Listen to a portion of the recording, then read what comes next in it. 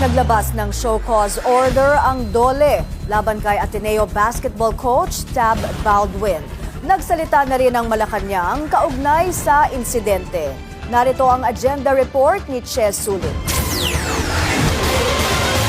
Nararapat lang daw na magkaroon ng agarang investigasyon sa pagkasawi ng dalawang basketball player ng Ateneo Blue Eagles na sina Rene Baterbonia at Divine Adili. Yan daw ang nais ni PBBM ayon kay Palace Press Officer Undersecretary Claire Castro. Hindi po naging maganda ang naging resulta ng sinasabing training. Of course, hindi po natin kailangan i-preempt or mag-prejudge dito. So kailangan po talaga ng agarang investigasyon. Pinatatawag naman ng Department of Labor and Employment si Ateneo men's basketball team coach Tab Baldwin para humarap sa ahensya.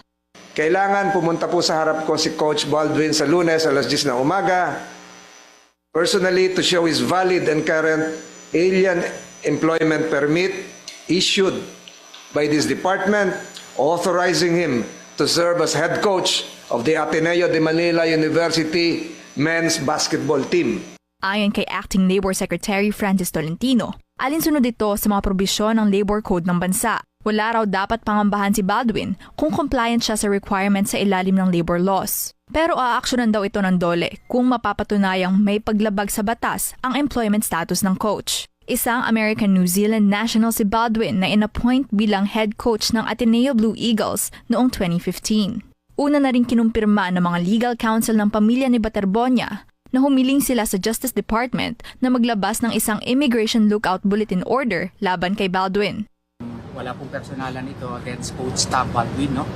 So that in the meantime that there is an investigation, para naman po hindi siya makauwi kung saan mag-uwi, dito muna siya sa Pilipinas. Wala po kaming sinasabi na meron siyang liability po dito. Para lamang po magtuloy-tuloy po yung investigasyon. Nag-iimbestiga na rin ang Commission on Higher Education. Iniutos din ito sa Ateneo na magsumite ng Comprehensive Incident Report at nagpatawag din ng meeting kasama ang mga opisyal ng university. Tiniyak ng kampo ng Ateneo na nakikipag-ugnayan ito sa mga investigasyon. Pero tanong pa rin ng marami, bakit naging standard practice na ang ganito sa ilalim ng institusyon? At sino nga ba ang nararapat managot? Para sa agenda, Che Sulit, Billionaire News Channel.